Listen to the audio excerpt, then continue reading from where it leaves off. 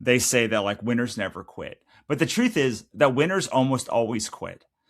Winners almost always quit everything. The only thing they don't quit is the thing they win at. But like everything else, when you think about an Olympic athlete, they literally quit everything that's not the thing. I mean, some of them have like jobs and other things that they're doing, but like Focus. in general, they have quit all of the other things that are not leading them to that path. So it's like there's all of these sayings like that belie the actual truth, which is we should do fewer things better. And we should be able to walk away from anything that doesn't make us better. What if you could learn directly from the people who've already built what you're chasing? Welcome to Ingleside Reviews, Innovators Unveiled, where founders, creators, and leaders reveal the real strategies behind building brands that last. This is your masterclass in real-world innovation. And now your host, A.D. Edwards. What happens when you build a business that looks successful on the outside, but it feels wrong on the inside? Well, that's what today's episode's about. Today, I'm joined by Russell Nohelty, author, entrepreneur, and founder of Hapitalist. We're talking about alignment, burnout, marketing, and what it takes to build a business that works without losing yourself in the process. Be sure to follow, subscribe, and rate Ingleside Reviews Innovators Unveiled on your streaming platforms. We're on Bravehearts TV, YouTube, and all major podcast platforms. Russell, welcome to the show. Thanks for having me. It's great to be here. Great to have you. I know you've done a lot of interviews. You've done a lot of things when it comes to creativeness, entrepreneur. You're a writer. You've done a lot of stuff. But I need to know, and the audience wants to know, before the books, before the frameworks, before Hapitalist, who were you? And when you were a young man still trying to figure out where you fit in the world, who was that person? So like when I was in high school, I wanted to make movies. Okay. And I was in theater. I was a co-editor in chief of my yearbook. I was like a really creative sort of human then, and I just kind of assumed that we would all do that. And now 20 years later, I look back at all of my friends who wanted to be actors and directors, and I was like, I did mine. I've directed movies. I've done so much. I've got and like I was like, what happened?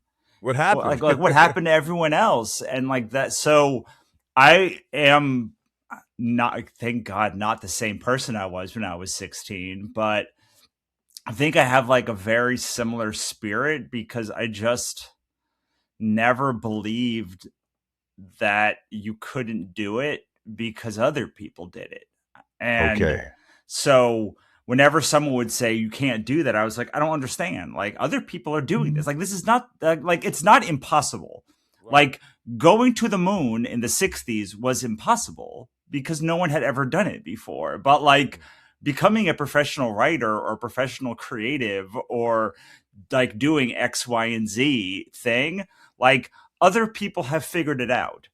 And Right. I had the benefit of being given the easy button. Like I'm a white het cis male in America growing up in the 80s and 90s. Like I like got every advantage if and if I couldn't do it, then like nobody could possibly do it because like again, I had all the advantages of like a like middle class lifestyle in the suburbs, But and Russell, so I just kind of kept following that path forever and ever and ever Russell, and keep going for it. Russell, you can't sell yourself short because a lot of people had the advantages and didn't do it. Right. So you got to give yourself credit there. But let me ask this question versus this same young man at 16, 17 versus today or early on in your career. What does success mean early on versus your idea of success today?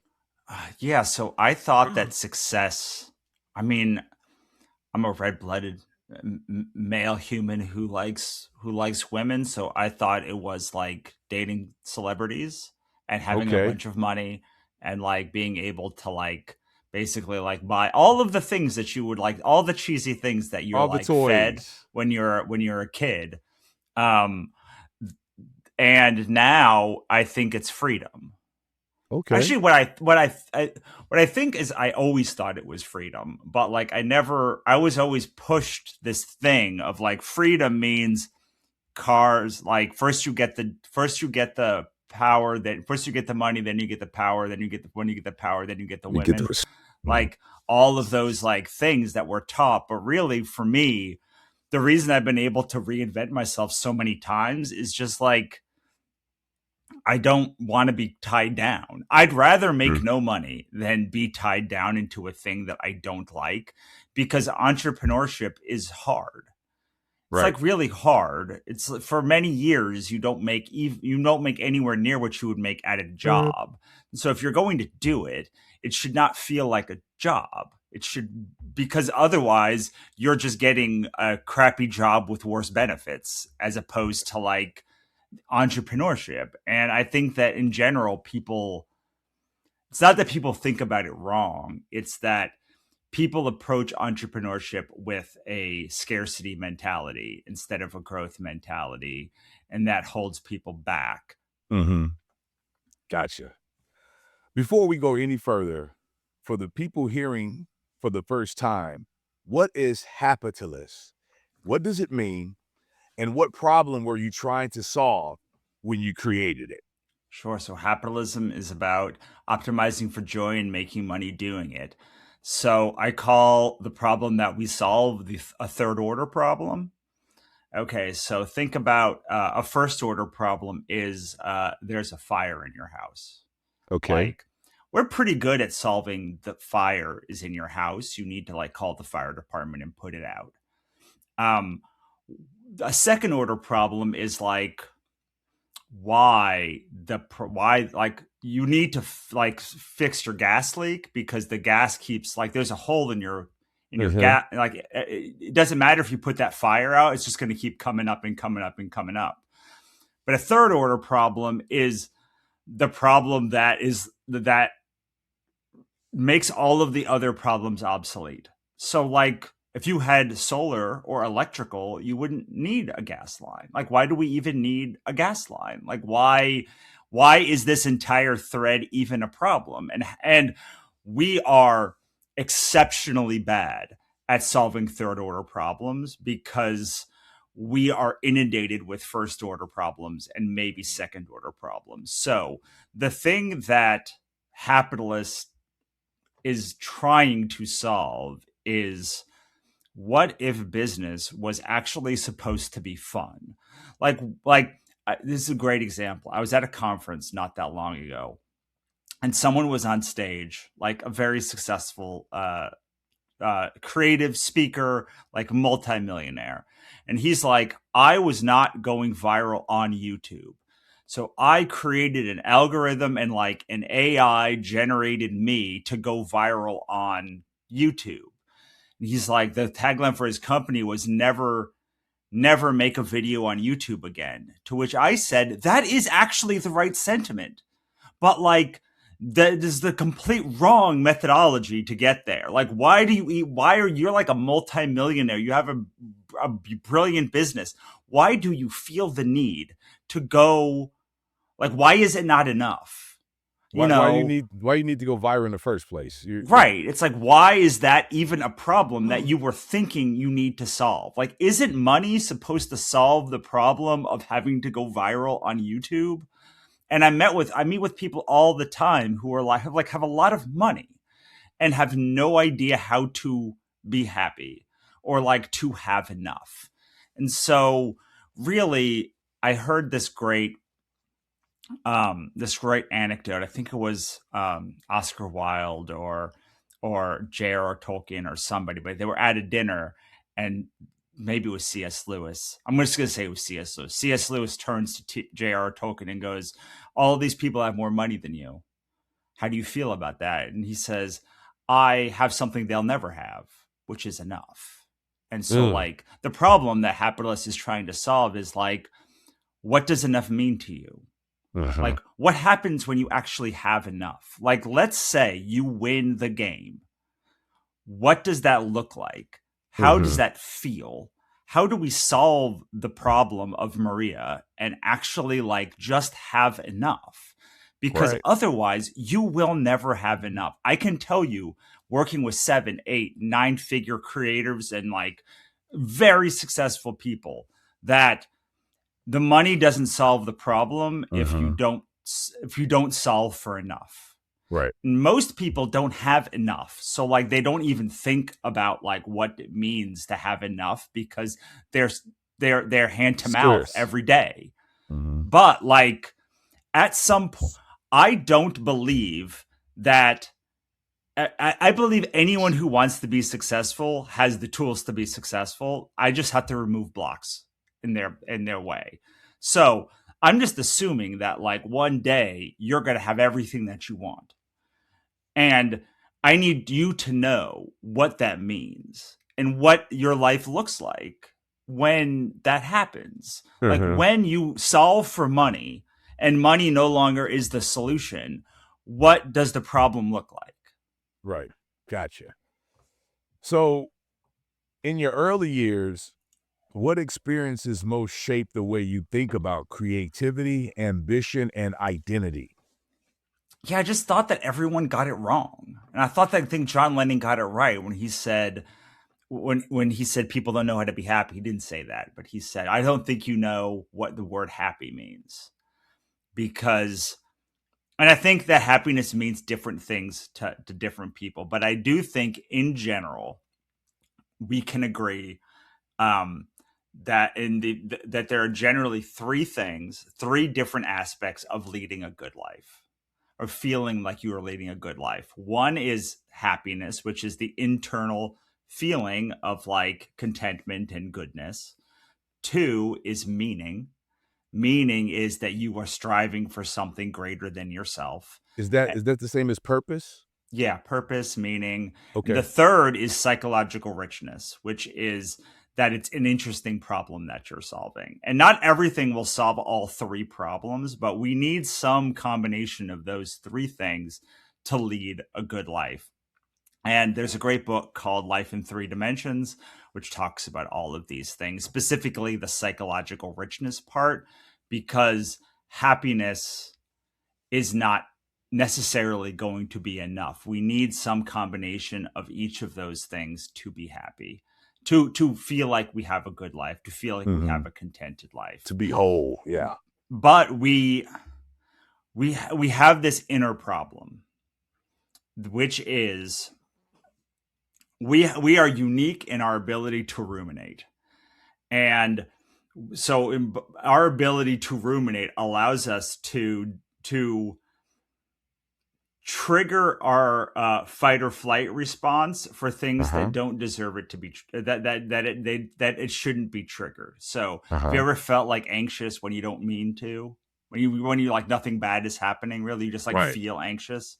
So, anytime you feel like that, there's only one legitimate, like real reason why you should feel that fight or flight reaction, where that anxiety, and it is when you are in immediate physical danger. All three of those things have to be true.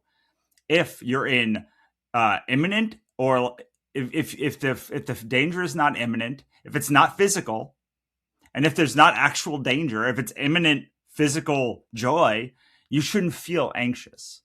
That said, we are addicted to cortisol in our bodies. So even when we are happy, our body is flooding us with cortisol. And cortisol is what that anxiety is. It is. So so you figured out this early on, and you figured that you have to do something that makes you happy no matter what path you take. And that is why some people may be successful, but they're not happy because they haven't taken the path that fulfills that. So, when did you first realize that your path was going to be different from the traditional model most people are chasing? I mean, I think when I was a kid, I saw people that were doing it their own way and was like, wait, you can just make things?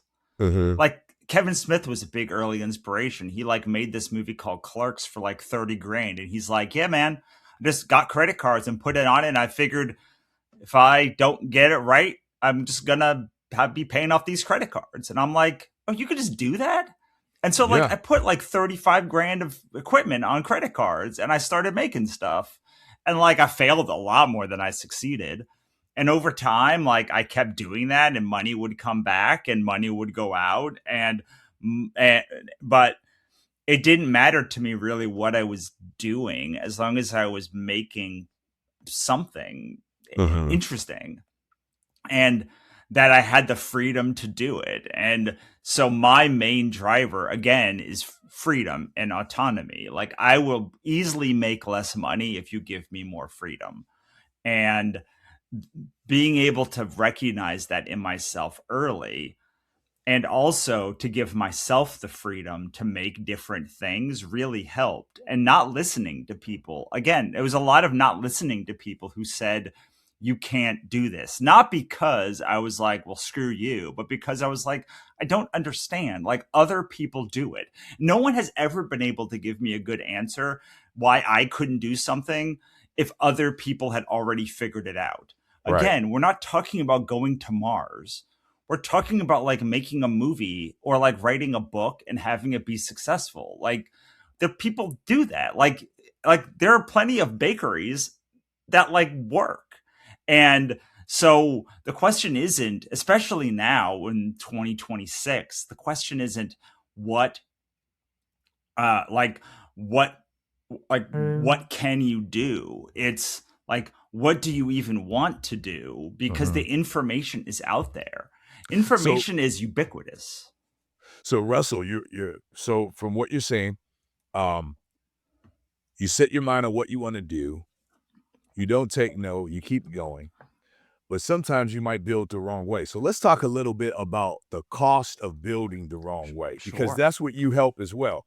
Was there a season in your life when you looked successful on paper, but knew internally inside that something about the way you were building was a little bit off? Yeah, I mean, I have started 7 companies in my life, and I currently have one company. So I'll let you do the math. That's not a very good score of like one of my companies has lasted for 11 years and the other ones kind of rose and fell. And most of them were poor alignment or partnership that didn't work out the way that I thought, or me thinking that I had the answer and realizing that I didn't, and not falling into the sunk cost fallacy that, oh, we've been doing it for 2 years, so we have to do it for 10 more years. And Mhm. knowing that, well, I did it once. Like I made 500 grand one year. Like I could probably do it again. Like it's not that hard. Like the same process is in place. Like I'm not saying that I could make $1 billion next year, but like I could make 100 grand. That's pretty good. I can make 200 Mhm. grand. Like that's even better. And so like the actual mechanic of how to make money partially relies on your ability to live way below your means. But yeah, I think that I mean I just we just closed down a company last year called Writer MBA, and it had a conference. It had like Mhm. courses. Everything looked great on paper, but like it was so revenue intensive, we just couldn't make a profit. And we could keep going around and around trying to make the business turn a profit, but the revenue we needed was so intensive that it was just impossible To to catch up and yeah. figure out how to make it make sense, and more importantly how to make it make sense for two people to be running this full time, when probably we could make a lot more money like doing our own thing, at least keeping a lot more money for ourselves. Mhm. And all of So that just comes back to like this idea that there is no sunk cost fallacy. Like, you can walk away from things anytime you want, and you should. There's this thing that people say where um, uh, they say that like winners never quit. But the truth is that winners almost always quit. Winners almost always quit everything. The only thing they don't quit is the thing they win at. But like everything else, when you think about an Olympic athlete, they literally quit everything that's not the thing. I mean, some of them have like jobs and other things that they're doing, but like Focus. in general, they have quit all of the other things that are not leading them to that path. So it's like there's all of these sayings like that belie the actual truth, which is we should do fewer things better. And we should be able to walk away from anything that doesn't make us better. I mean, within reason, like not kids or like your like Of course, of like you course, of know course. not your like if you have a mortgage, don't walk away from your mortgage, but like within reason. There's very Within few reason, things that within are reason, right? those. Yeah, there's very few things that are those It, like red lines where it's like I can never walk away from it. right. But a lot of things you can if it's a waste and it's not keeping you focused on what you need to do. What were the hardest lessons from your early creative and entrepreneurial journey that force you to rethink how growth actually works? Yeah, so they're not going to come because you made something brilliant. And also, you probably didn't make something brilliant. Like, you made something at the beginning, you make things that are good, hopefully, and like you need to then spread it. You need that stuff needs to spread, and it doesn't spread naturally. Like, you have to do the work to get it out there. So, and you better be doing it for a long, long time. I have a book back here somewhere. Here it is, Ichabod Jones' Monster Hunter. I made that book in 2010. It is 2026, and I still talk about this book series today, 16 years later. I made a movie in 2006 called Connections, which became a web series. And I still talk about that 20 years later. And so the things that you make, you talk about for the rest of your career. And I don't think that you should be like, oh my God, I'm going to have to do like this brilliant thing but like you will be able to sell these things forever. You will be able to do marketing stuff forever. But like you have to be the advocate or nobody will advocate for you. The only reason someone advocates for you is because you have convinced them that you have something worth advocating for. And the only way you can do that is to be passionate enough that people get behind your Idea business. or whatever it is. Yes. Yeah, product. Yeah. So would you say in your case, this is the case of some, but was there pain or frustration or internal conflict that gave birth to some of the ideas that became your businesses or your philosophy, way of seeing things? Yeah, I mean, just mainly it was nobody wanted to give me a shot. So I just made my own shot. Like, no one can stop you. And more importantly, like, no one actually wants to put forth the effort to stop you within reason. There are some people who are psychotic who, like, actually do want to stop you. But as a whole, even the people who are like, you can never do this or like, you shouldn't do this, won't actually, they will say a lot of words, but they will not actually expend the effort needed to like stop you. Just like you will not actually expend the effort to stop anyone else. Because why would you? You got your own stuff going on. Most of the time, I've found that when entrepreneurs hear the people around them saying that they can't do something, a lot of times they don't want to stop you. They think they're helping you. Right. Because you're going to be wasting your time doing that. It's not going to work. So, right. But they're not actively trying to stop you from accomplishing your mission. They just think, oh, why would you do that? No one, they're telling the Wright brothers, no, they can't fly. What are you doing? They're trying to help the Wright brothers out. Right. Good thing they were stubborn. Well, and I just like, I don't understand today, in the year of our Lord 2026, why somebody would say you can't do a thing that other people have done. Like, it may be hard, you may have to change your assumptions, but when I sit down with people in coaching calls, one of the main things that we talk about is like, why are you negging yourself before like you even know? I don't Uh-huh. know if you can do it. Like, AD, I don't know what you like whether you can do all the things that you put your mind to, but like neither do you. Right. And You don't know. it's like what do you know? It's like just like what it's just like what people say to when people say it to you, like you can't do a thing. It's like what evidence do you have that like None. I can't do it? And Absolutely none. and then even if they say what evidence do you have that you can, be like none. That is why I think that like the best thing you can be is a scientist, is to say, huh, well, I wonder why no one's done that before. And then you see maybe like there's been like 10 other companies like yours. But then Mm-hmm. you look at this thing. I'm going to pick this thing up. See this thing that I bought? It's this little deck of tiny tarot cards. Mm-hmm. Why would you make this? Like, what world would anyone say there's a market for a pint-sized tarot card that can fit on a keychain? And yet, somebody did make this, and somebody then put it into production, and then somebody actually bought it, and that someone is me, and it sits right in front of me every single day when I'm at my Mm-hmm. computer.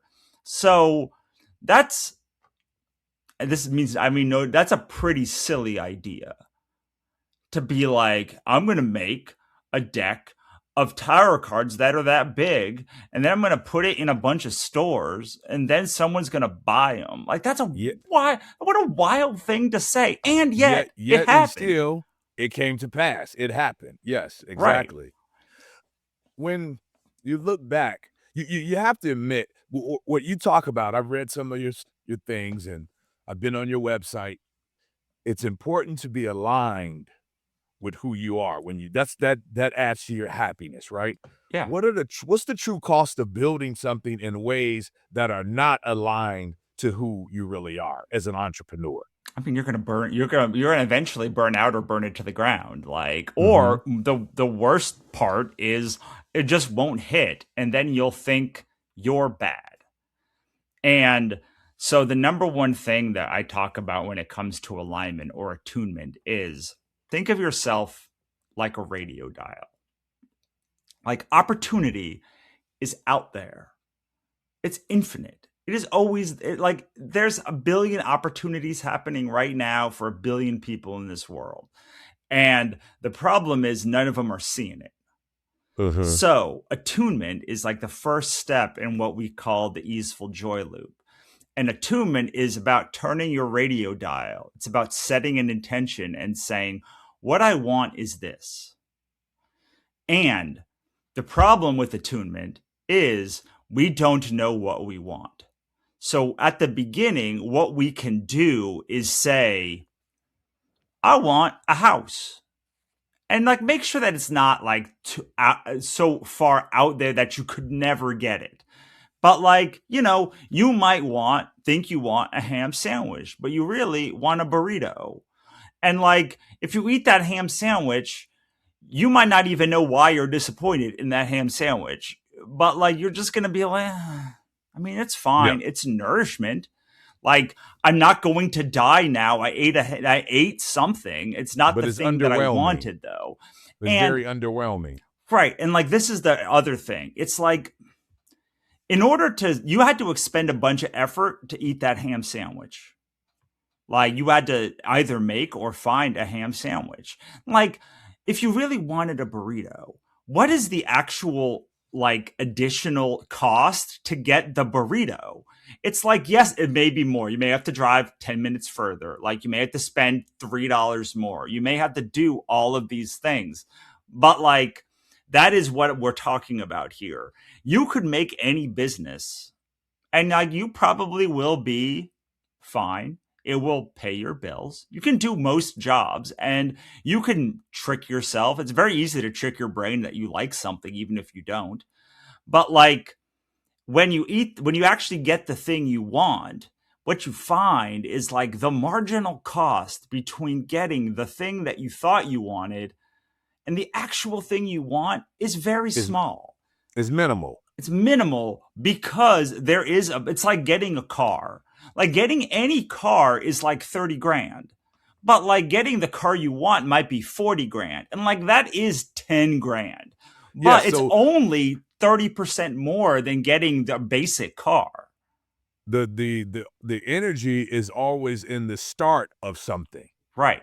Whether it's appliance at home or whether it's you getting to the gym, that's the most energy. So if you're in the gym, why not do another set? You're already here. You've done most of the work. That makes sense to me. So if you're going to start a business, make sure you start something that you enjoy instead of something that you just see a franchise and you're like, oh, I'm going to start this because it's available. I Yeah. get it. So let me ask you this. When it comes to a lot of your work, you talk about having joy as a business strategy itself. So when did you stop being uh, when did you stop thinking that joy was a luxury, but joy was the actually necessity for entrepreneurs? Sure. Well, let's talk about what happens when you enjoy something. And joy is the second is right there in the word enjoy. So if you enjoy something, two things are happening. One, you like the activity. I don't think anyone's like, I really enjoyed like getting a cavity filled. Like it's something you like doing, and there's a positive feedback loop, which means so like think about petting a dog. That dog Uh-huh. bites you. You might still love that dog, but you did not enjoy that activity.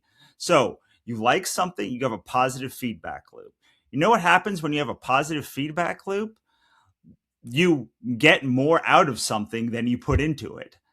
And the more joy you have, the more you enjoy something in general, the more of a positive feedback loop you're getting from it. Uh-huh. And so marketing and sales is about getting a positive feedback loop and continuing and continuing and continuing to follow that as long as as long as it's positive. And so when you're doing things that are hard, do you know why they're hard? With few exceptions in business, unless your business is like rolling boulders up hills or like doing something really like physically taxing Uh-huh. or like you're doing astrophysics. In general, hard things are hard because they aren't working. And so what ends up happening for most businesses is they're like, wow, this is so easy. This can't be the thing though. Like it's not hard. Like, we're taught that work is hard. The only thing that is work is hard. So we Uh-huh. end up leaving this like thread of like really fun stuff that we do that are like easy, and we go to these things that are hard. And then you come to me and you're like, why is my business not working? And I'm like, Uh-huh. I say, great. Well, what do you like doing? This is almost every coaching call I have. They go, I do this, I do this, I do this, I do this. And I go, oh, do you like those things? And they're like, no, I just do them because I'm like, okay, what do you like doing? And they list another group of things that they don't actually like. And it goes on like this for like 3 to 5 minutes until I finally say something along the lines of, great. So your business isn't working. You're miserable and nobody is responding to the things that you're doing, and also you are not doing literally anything that you enjoy. Do you think there's any overlap there at all? And sure enough, like people are like, A light oh goes yeah, off. maybe I should. And I'm not saying like, look, if you like eating ice cream but you like are trying to start a building company, those two things are not aligned, probably. Like, it's not that everything that you enjoy should be a business. Like, Yes. but there is a guy who made a lot of money, like eating hot dogs for a living. And so it's also like not a thing that you should do, But like you have to know. So what I try and do is the second part of this where like is about opportunities, and it's really about radical acceptance. Is this the part I know in a lot of your works you talk about optimize for joy. Yeah. So Okay. yeah, optimizing for joy is really about attuning to your opportunities, but then really, and this is the hardest part, I swear, the hardest part is accepting what is right in front of you and being able to look at it without judgment. Mhm. Because radical acceptance is looking at a situation without any filter on and saying this is what's happening. And Uh-huh. nobody is good at this because it's always scary to look at what's actually happening. And most times, and we are storytellers by nature, humans. So what happens is we look at a situation and we're like, we are bad. This person is bad. They're holding me back. This is dumb. It will never work. And radical acceptance is saying, huh, I did this and this happened. Uh-huh. And that's it. That is what the scientific method is all about. That's why I love being a scientist so much. You look at something and you're like, interesting. I spent 10 hours doing these things and this is the result. I wonder what would happen if I did this other thing. It seems so easy and so simple when you say it out loud. But if you think of any situation, your mind will start putting a narrative into it. And you'll start putting it into whatever narrative you think is the truth. So for those who may assume that optimizing for joy is unrealistic, what are they completely misunderstanding about the idea? So, well, one, that joy is frivolous. This is like happiness is a frivolous pursuit. I mean, you can be honest. I mean, this like you think happiness is frivolous, a little frivolous, right? Like, why would I need happiness if I like happiness is the result of me doing good work. Like, it's not a thing Okay. that I deserve as like a baseline human emotion. Like, I don't deserve like to do work that is happy. I just deserve. I have a list of money that I get, and I put them places. And then if happiness comes at the end of that, that's fine. So So this happiness is not the reward, it's the byproduct. no, happiness is the baseline human thing that we should all. Well, joy is. Happiness is a loaded word, which we probably don't have time to explore now. But the thing that people think is joy is frivolous. Like joy isn't a worthy pursuit in and of itself. It's something that I can pursue once I do all of the things that I'm required to do. So once a person actually aligns themselves in a business and is built on something that they enjoy, what do their day-to-day basis what did the life look like on a day-to-day basis versus Sure. the guy who's going to the job that he hates? Well, let's take you through like the path of least friction really quickly, because that's like the overarching framework. That's like the main thing that we have to to figure out, because everyone has actions that will give them a higher or lower return on energy spend. I'm going to get into the weeds a little bit here, but like the quest, if you the your return on energy spend means you take 1 unit of energy, and energy can be anything. Energy can be money, it can be time, it could be effort, it could be attention. All of these things are energy, and energy rarely comes back in the same way it's spent. This thing that we're doing now, where like our attention is equally like you are giving me your attention, I'm giving you my attention, that's not how it normally goes. Usually what you do is things like, I'm going to spend money to get ham sandwich, I'm going to spend time at a job to get money. Oh, no. So there are there are 5 major activities that we focus on in Hapitalist.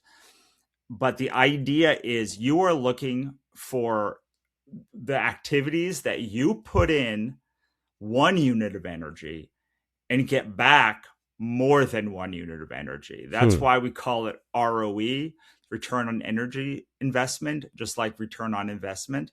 So if you are not doing your highest return on energy activities, then you are expending unnecessary effort. So the goal when you're starting a business is specifically about doing a business, but you can use it for other things too, is to find the activities that give you the highest return on energy investment so that you can, and then spend as much time as you can in that so that you can get the most excess energy that you can invest in hiring people to do other stuff, in building systems to do other stuff, and in building your own system to make your highest return on energy activities automated in some way, either with people or with computers or with something else. So there's 5 of them. And if you are not doing the one that's most suited to you, and if you do not have a team in place who are doing things that are most suited to them, you're wasting a lot of time, energy, and effort, and you're bringing friction into your business and into your life unnecessarily.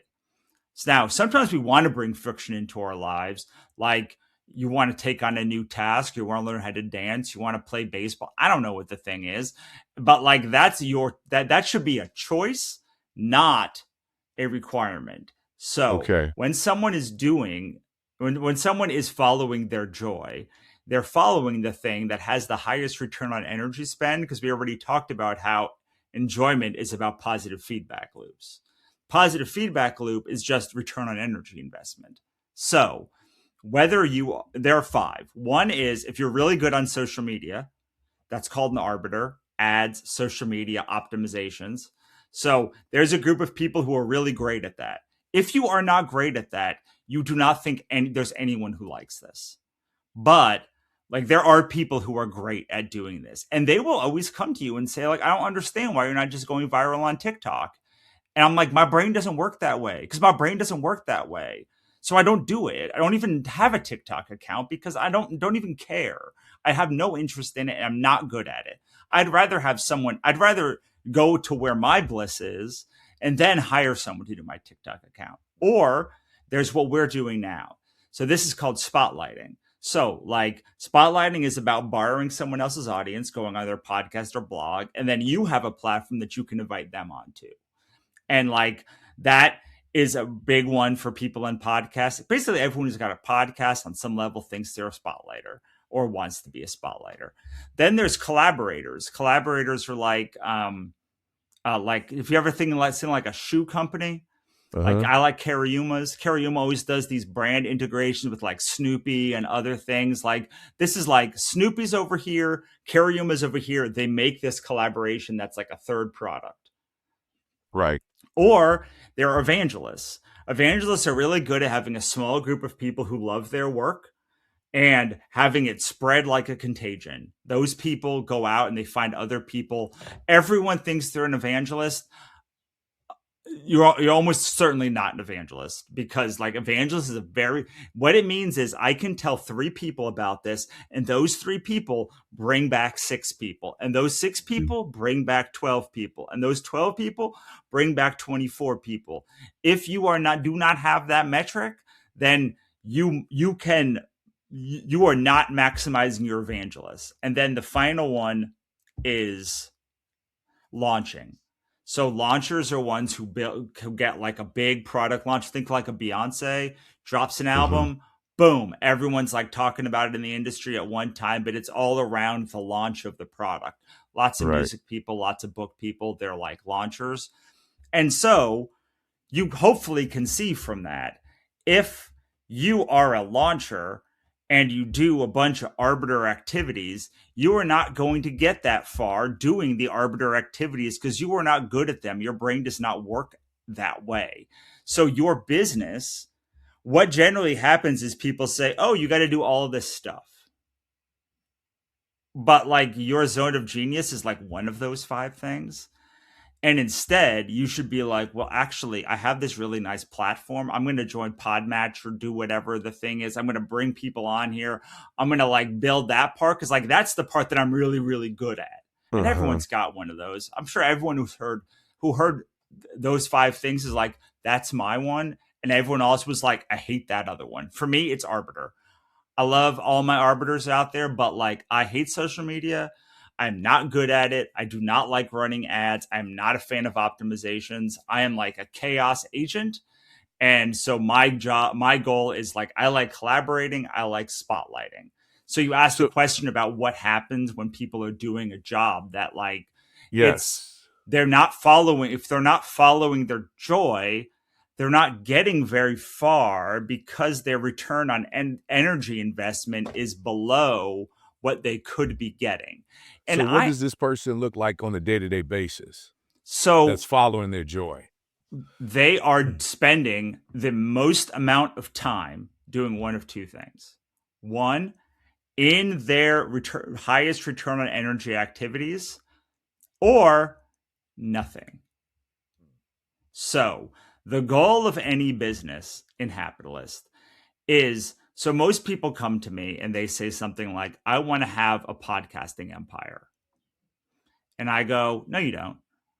And they said, don't tell me what I don't want. I want a podcasting empire. I'm like, you want a podcasting empire now, but in 10 years, will you want that podcasting empire? And they're like, I don't know. I'm like, exactly. What you actually want is the space in your life to slot whatever you want here. And what ends up happening is we say we want to be writers, we want to be podcasters, we want to like own a bake shop or whatever. And like then 10 years go by and you're like, actually, I don't want to write anymore. And you're like, tough, you're stuck there. Well, do you want to blow everything up and do it again? So what Hapitalist is about creating space for your joy and the maximum amount of space as possible, and to leverage yourself so that you do one action and you get exponentially more results from it over time. So we help build leveraged assets. You know what a leveraged asset is? Yes. Yes. Here's a question for you. What belief about success had to die in you, Russell, before you could fully embrace this way of building? Because it's unique in the sense that I don't know a statistic at all, but I'm thinking most people are going to work doing things they don't like. I think people are in businesses. They may have started because someone told them you should open up a franchise or you should do this. But what you're talking about is unique. So in order to have this, what had to die in you? Because that wasn't instilled. Right. What had to die in you in order for you to pursue or embrace this way of building? That joy follows success. That eventually, if I keep having success, I will find joy.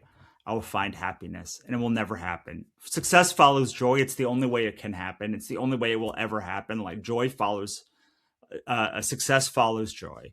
And if you find success without joy, then it's not really success because you're doing something you don't like.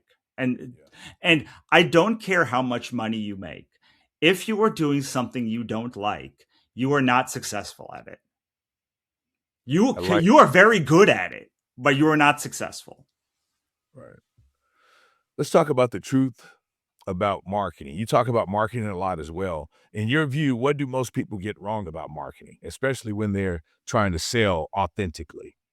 I mean, everyone loves marketing. I was waiting for your face. I was waiting for your face to like turn up. Turn up because everyone goes. I'm waiting for the next part of that sentence because I don't believe that statement, but. Oh, yeah. So here's the thing about marketing. Everyone loves marketing. Everyone just thinks the things they don't love are marketing. So, like, how do you feel about marketing in general? I think it has a purpose. Sure. That's what I think in general. Sure. Well, what if I told you that like you love marketing? I would ask you to explain why you say that.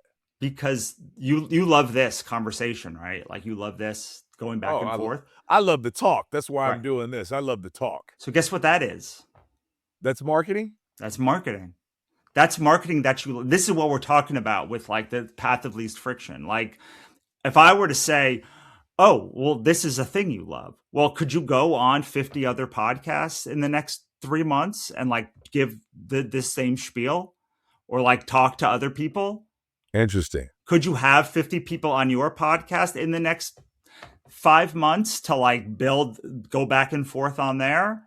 If it had something to do with learning about how things have started, yes. And that's funny you should say that, Russell, because I'm in love with the series, the the men who built America, the cars who built America, Right. how these companies started, what struggles did they have to go through?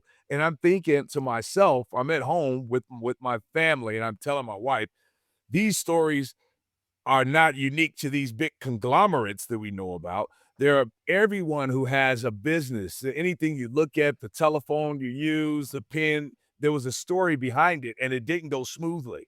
And Right. so I like learning about that, and I like talking about that. So, yes, that's why I'm doing the podcast. And I could do this 7 days a week, and I would be happy.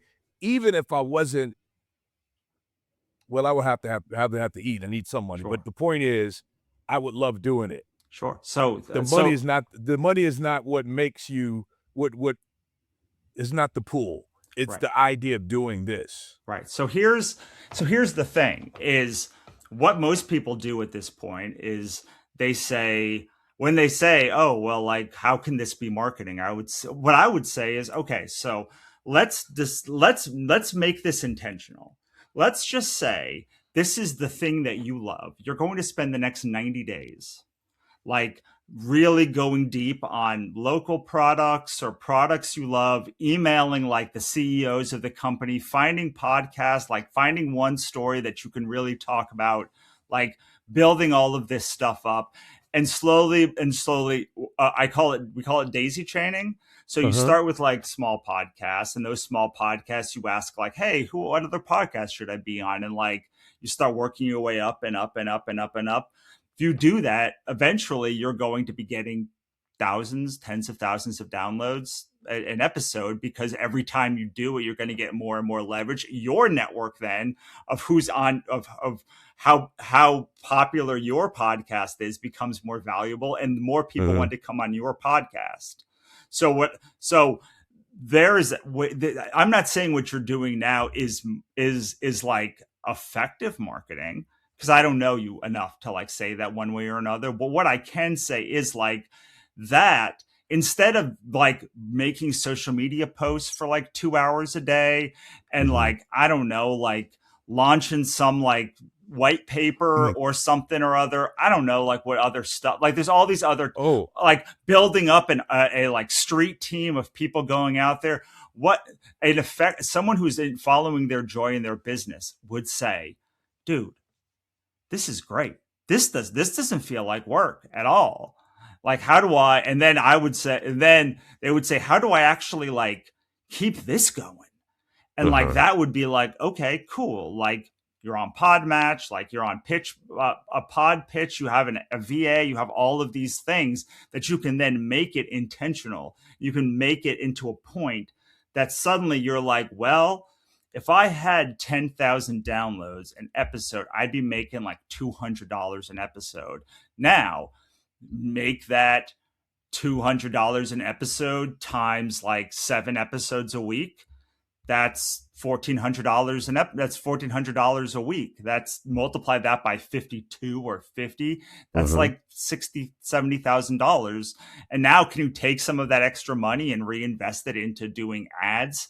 Can you start getting better and better sponsorships for like people? Can you make other products out of those things? That is how you like optimize for joy and make money doing it. It's Uh-huh. not like that's what I was saying earlier. Like, it's not just eating ice cream. It's like, dude, but there are people who make money on TikTok just reviewing ice cream. And like them, like often they're people who like make ice cream also. And Right. like, so that is what, like, can you have a local like meetup that you charge? Can you do a dinner club? Like there's all of these things that you can monetize that joy from that are also joyful. So when So speak. someone is doing the joy, doing the joyful thing, like they're actually doing the marketing. Like that's the Mhm. marketing. Like that's the marketing that works. The marketing that doesn't work is all the things you think of as marketing. So what does authentic selling actually feel like when it's done right? Okay, so I'm going to give you the easiest way to sell. This is slightly different for fiction products, but I'm going to guess almost everyone listening to this is probably starting or wants to start like a pain point selling or some other business that's like working with people, either services or products that like is tangibly affecting people's lives, not ethereal or doing so. So, step 1, what is the future that you are moving towards? Like, what do you believe the future is? And when I say the future, I mean like you, you, everyone can forward cast 10 years and be like, well, I think the future is like doing podcasts out of my out of basements, and so like that is what I'm optimizing for. Or I think that the gig economy is going to be ubiquitous, and like I want to be a voice. I want to be the voice of that economy. So you plot the future. This future will have a win condition for you and your customer. So the Uh-huh. customer is going to be like, okay, this is the future, and here's how you will win the future. Here's how your life will exist in the future. So you get people to buy and be like, oh, that is a cool future. Like I want to live in that future. And then you put yourself as the only inevitable person to bring people to that future. Okay. And once that happens, they have no choice but to buy from you. If you are the only person who can take them to that, we call that your winning access. So like in your winning access, that's why there is no competition, because people have to subscribe to your future. And if they do that, you'll win. This is all Amazon. This is how Amazon won. This is how Facebook won. Every one of these companies, they say the future is all interconnected on Facebook. The whole world's going to be interconnected. Oh, everyone's going to be buying from our website. The e-commerce is going to be the future, and we're going to win the e-commerce battle. So the big problem with people is they buy other people's futures. Huh. But Amazon's future is not the guaranteed future. AI is not a guaranteed future. None of these. Sam Altman is not writing the future. He is only writing the future in so much you buy into his future. And then if everyone buys into his future, then that future is more likely to come to pass. But you do not have to buy into any of these people's future. You can decide what your own future is. And when you are authentic selling, you are saying things like, this is why following your joy is the only path. Because like Uh-huh. the future is joy. Like you want your future to be joyful. You don't And you want to be can't stuck lose. down to a thing. Like you want to be doing, and like in the future, we're going to have all of these choices. We're going to have information. We're going to have the ability to do anything. So the thing that we should do is the things that are joyful. This used to not be possible 10 years ago. There Uh-huh. weren't a billion platforms. There weren't a billion people, billions of people like with access to so much. Now that we have that, we can do anything. So the thing that we should do is follow the joy and do Uh-huh. it intentionally and learn how to figure out opportunity. And when you do, and then if you believe that, then Hapitalist is like the only logical choice because no one else is talking about it. And so, and if you don't believe that, that's okay. Like, but what is the future that you believe? Right. What's your alternative for belief? So what choice do you think creative entrepreneurs keep making between or what false choice rather? What wrong choice do you think creative entrepreneurs keep making between art and money? I think that they believe that it will, one, that like sales is gross. That's their number one. And marketing is icky, which I hopefully debunked. But the second thing is that people are just going to come because they're so great. And the, and this has stopped so many people. Like Van Gogh only is as successful as he is because his brother's widow found his work and spent the rest of her life telling people how great it was. She Like, was a good marketer.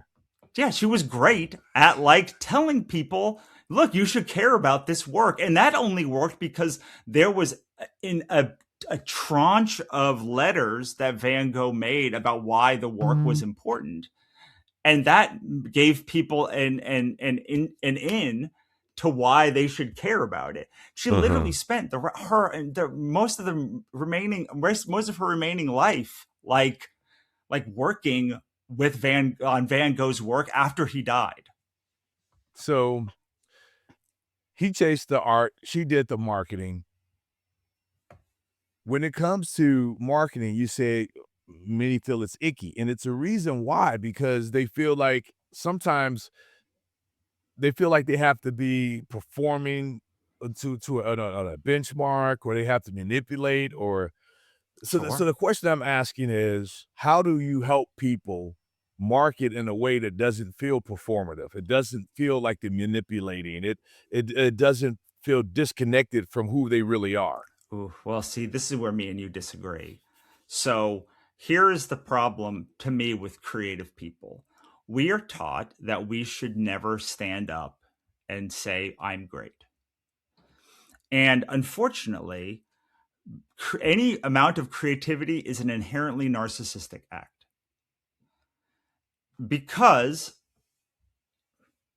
this book, when I made it, I maybe not narcissistic, but like when I made it, I expected people to buy it. No, buy it, give me money, read it, love it, tell other people about it, and follow me forever. Like, but like we aren't willing to just accept that, like, yeah, if I didn't want people to read this, I why is wouldn't have my wrote it. name on this on the Right. I cover? wouldn't have written it. I wouldn't. Like it's like, well, my name's right here. It's on the front. My like bio's on the back. Like my words are inside. They could have been stuck in a thing. And so to me, the problem isn't like it feels icky. The problem is that I am holding these two things in contrast and I'm not able to integrate them. One, in order to be a great creative, you have to have the audacity like you've never been hurt and empathy like you've been hurt too much. And creatives tend to have the empathy in spades, but they are not audacious. And the people that tend to get all of the opportunities are the people that have no problem standing up. I mean, come on, man. Like most of the books that are really successful, like those books, like have not a ton of depth to them.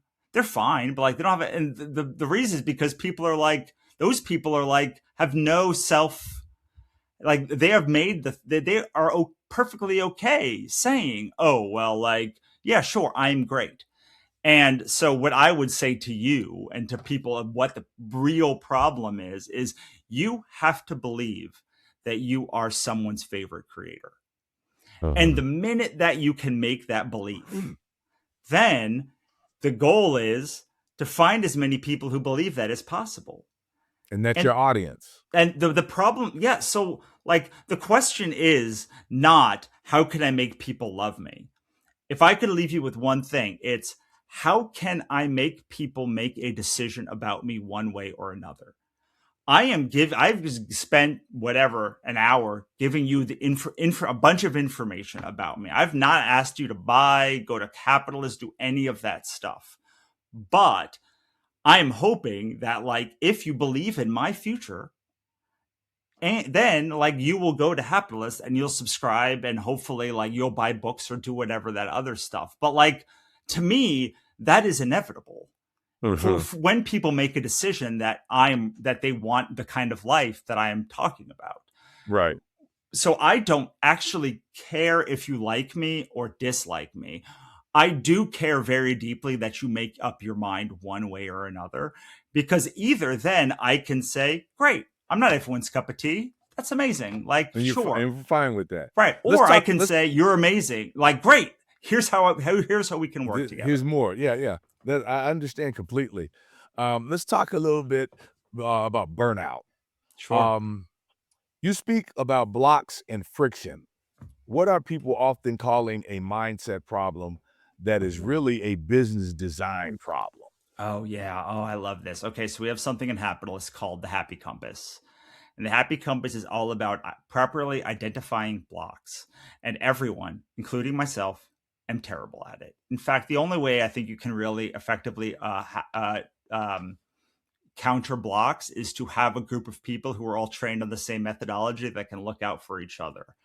But the biggest problem with blocks and with burnout is you're solving, you think you have one problem and you're putting a solution forth, but you really have a different problem. And the solution you're actually giving is making the problem worse. So I'll give you an example. There are 4 kinds of blocks. The first is a project block. So a project block is something inherent to the design of the project. So I have a poker chip right here. So like maybe this poker chip like looks ugly, or it's brittle, or like it's just not right. So you have to improve the design of this itself. So the problem is inherent in the design of the product. It's really important that you know the difference between that and an audience block. So an audience block is the opposite. If product is, we call them heart challenges, then audience blocks are the people who are going to buy that. Now, if you think you have a product block, but your product's actually perfectly fine, it's great even, like people will buy it. But the problem is that your audience doesn't care about this product, then you have to make some choices. Either abandon the project completely and start something fresh, or find an entirely different audience, or scale up your audience, or change your audience somehow, or do something to make the audience basically different than what the audience is already. But you definitely have to make adjustments. That's right. definite. But what ends up happening is people keep fiddling with this product, but they don't have a product block. Or they keep fiddling with their audience, but their problem is that the product kind of sucks. And so, like, when if you think you have a product block and you keep fiddling with your product, but you actually have an audience block, you literally will never solve it. It's an unsolvable problem, because it does not matter how good this product is. The audience will never buy it. Similarly, if you have a great product, but let's say you have 20 podcast listeners, it literally doesn't matter if all of them buy. That's not a business, unless they're buying for like $100,000 each, in which case you should probably put some money into marketing to find more than 20 people to listen to it. But like, you need to fix, there are what people are doing is they're misdiagnosing the problem they have, and then they are applying the wrong solution to the problem.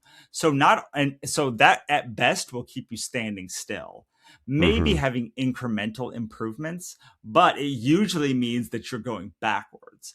And if you go backwards for too long, then you're back at square one. Right. So you need to get very good at knowing whether you have a project block, an audience block, a prioritization block, or an income block. And when you know which one you have, and you solve for that, then you might have a second block. But I can't tell you whether you have another block until you fix the problem that you actually have. And you might fix the problem and be like, oh yeah, I have an audience problem too. And you might be like, oh, and I have a product problem. And now I fixed all of the problems. But until you fix the most pressing problem, I can't tell you whether you have like how to fix all of the things, because it's such a glaring problem you have. It has to be addressed first. Yes. Somebody was asking me how to sell their book. And I was like, tell me all the things that you've done. They're like, oh, my book's not selling. And she thought that she had a product block. Her book needed to change. And I was like, well, I don't know. You've literally done nothing. Yes, you've had a book out for 3 years, but you've effectively done no marketing. So you don't have enough people coming to your page for me to tell you if there's a problem. So you can't assess it. Right. It's like Yeah. you need to get way more people to read this book before I can tell you if there's any other problem that you have. But yeah. I was going to go to another Yeah, question. yeah, yeah. How do you tell the difference between fear that should be pushed through and resistance that is trying to tell you something's misaligned? Like this lady with the book. Like, how does she has to look at the blocks. She does that. Does happen? Do you help entrepreneurs with this? Is what I'm getting to, because I'm eventually going to move people to come to your Yeah. website. That's So so their fear, there's a lot of tough things that people believe about fear, but the question I think is more, am I in immediate physical danger by doing Mhm. this? And We sometimes talked you about. are. Like there are things that you will do in your life that can lead to immediate Mhm. physical danger. And like that is a legitimate fear.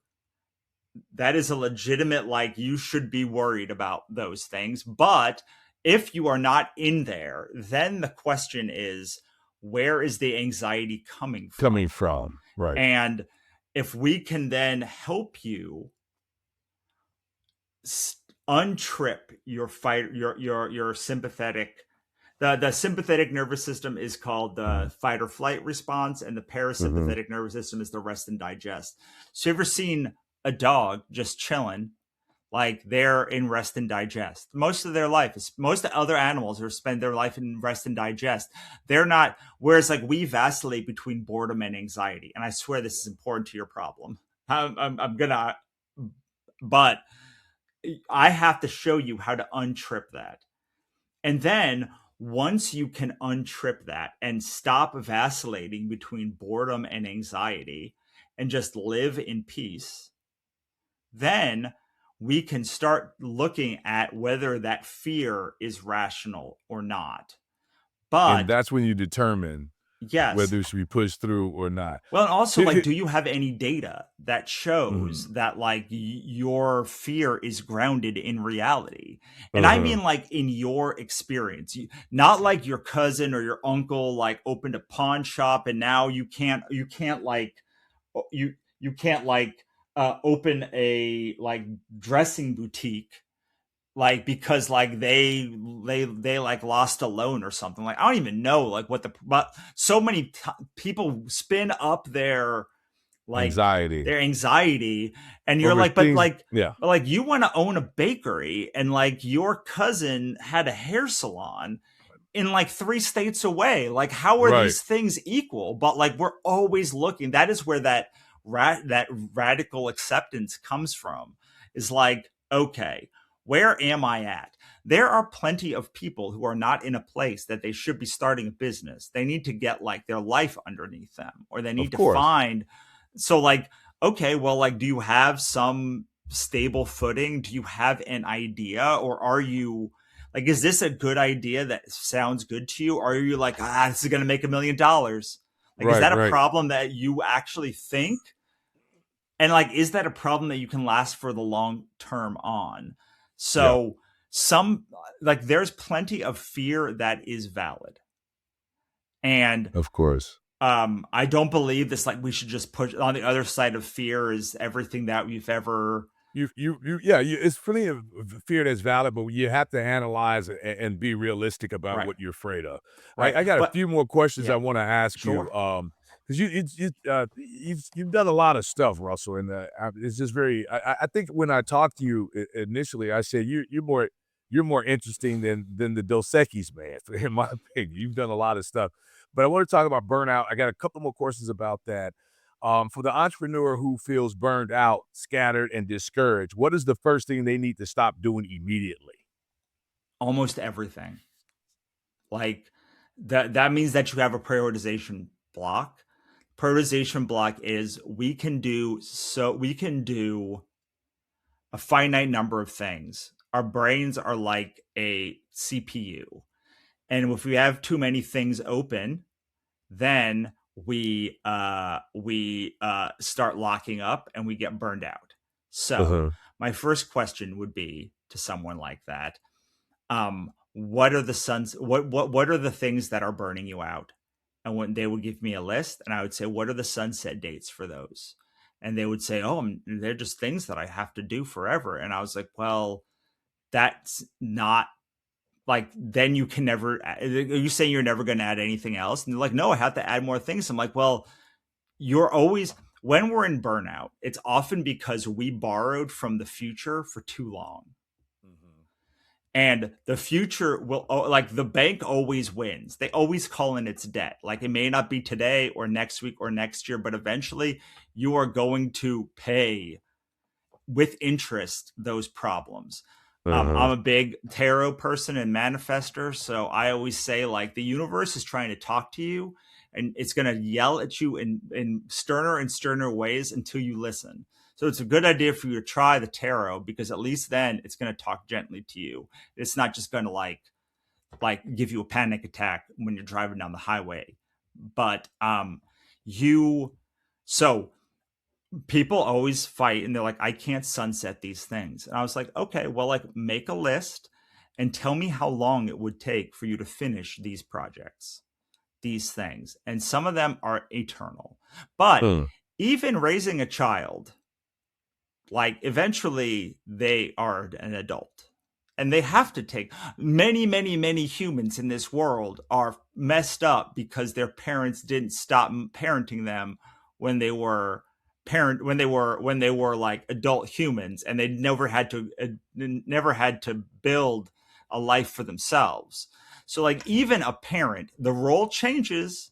I'm not saying that you like abandon all your responsibilities, but like, parenting a 30-year-old is a lot easier than parenting a 3-year-old, or it should be. If it's not, there's a problem. So even the active role in parenting comes to an end. And so even if it's 10 years, everything should have a sunset. Right. Put a sunset date on it. Right. And what you'll find is some of these things you're like, oh, well, like, I have to plan my cousin Julie's wedding, but like, that's next. So like, suddenly you're like, okay, I don't believe you should abandon responsibilities. What I do believe is that you can't take on new responsibilities until you have enough gap that you are no longer burned out and that you can handle the things. But a lot of times people also tell me, oh, I have very little amount of time left. And you say, okay, well, we're going to make how many hours do you want to work in a week? And they'll say, well, I work 80. And I'm like, no, how many do you want to? And they're like, 30. I'm like, okay, cool. So what is the 30 hours? And they'll fill it, and they'll, like, within like 2 minutes, they'll fill up their 30 hours or 50 hours or whatever the number is. And they're like, I have no time left. I'm like, you said it. I didn't say it. You said it. So like, you want to add a thing, and you want your life to be attainable, and sustainable. So we need to fix this part. We need to figure out how to get you support, to figure out how to get you the things so that you have the time to do this. And so here's the question though, Russell. Sure. How much of burnout is workload, and how much of it is identity conflict, trying to become someone you were never meant to be? I mean, I think that's different for every single human. Is going to, and both. It's like both. Mostly we're running ourselves ragged because we're trying to be someone we're not supposed to be. So that they're often like in line. Like, this is nothing. I'm just going to take a mother who I know's example, who's like both trying to homeschool their kid and work 2 jobs and also start their own business. And I'm like, look, maybe what happens if you don't homeschool your kid? Well, I have to homeschool the kid. Okay. What happens if you quit the job? Then I don't have enough income.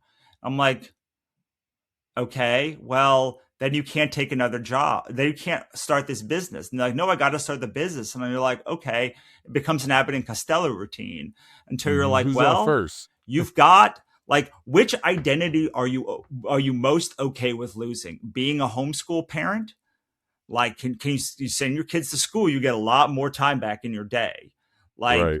or can you figure out how to like double your salary in one job? Or like, can you go into your zone of genius activities and like make that second job pay more, or close that job and get another job that's better? And these are all identity problems, and they're also like time management and like burnout problems. They're both of those things.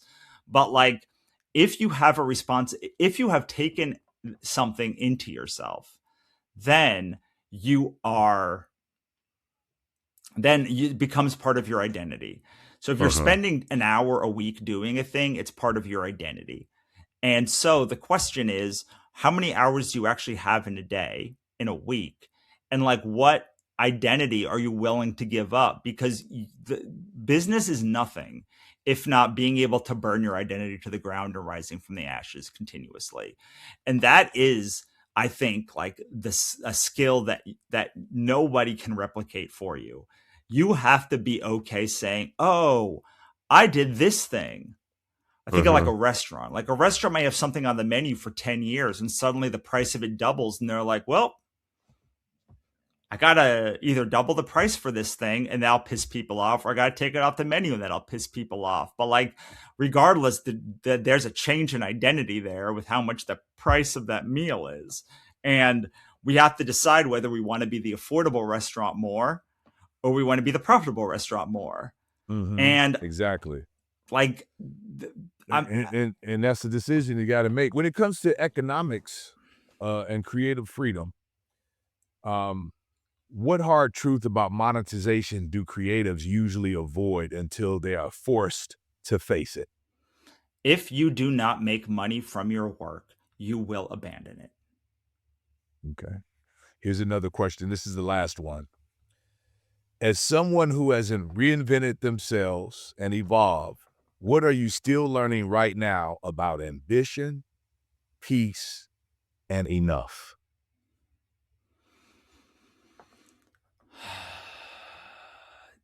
So it is very hard to do. Doing nothing is a lot harder than doing things. Doing Explain. things means that it feels like you're having forward momentum. Uh-huh. And so the last hour and 30 minutes that we've been spending together, like, we did a thing. And if nothing comes from it, and like, let's say this whole thing gets like corrupted or something, and we this podcast, it will still feel like we did something.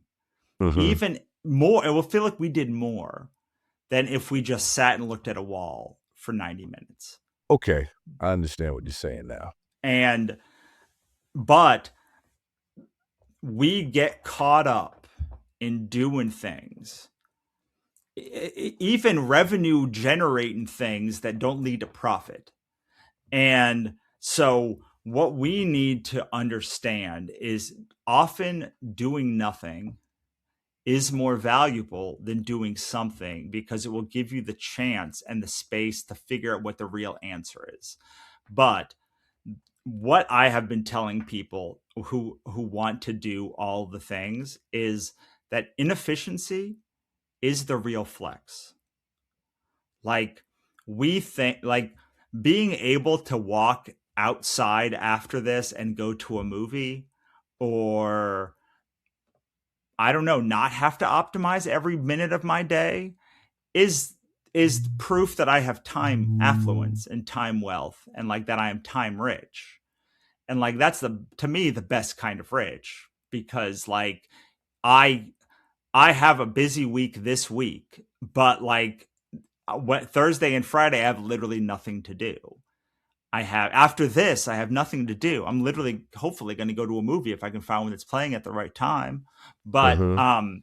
you we want to always be doing things, because again, our Fight or flight keeps getting tripped. We keep tripping that sympathetic nervous system. It's like, we got to do something. We're not doing anything. We're not being productive. Like, what if it all falls down? Mm-hmm. And I can very, very, very well guarantee that it will fall down either way. Doing one more podcast record, doing one more hour of like VA work, it's not going to save you.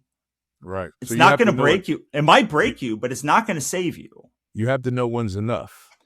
We have to know when is enough, and we have to know what we are looking for. Is all of those like doing things is solving first order problems. And this is what things like AI love doing. They love saying, oh, just automate that away. And you're like, yeah, but my question is like, but do I need it? Like, what if I just didn't go on TikTok at all? Like, what if I just like didn't have an Instagram account? Like, I have had an Instagram account for 10 years. And like, I think maybe I've gotten 2 sales from it ever for the thousands of hours that I've spent on Instagram. So like, do I need Instagram? Can I just not do that whole thing? And so like my question is, what third order problem can make all of the second order and first order problems obsolete to give you all of this time back? Because that is what the path of least friction is about. It's about taking your highest return on energy spend activities and reinvesting the excess to find time wealth, and then using that time wealth to invest and get time affluence, and then investing that to become time rich. And once you have that, then you have the space to do everything. But you can't get that space by spending all of that time doing things, because doing things is not going to match your ambition. The most successful people I know are the ones who do the least. They free up their time. What they know is how to put their finger on the exact right thing at the exact right time to explode everything else.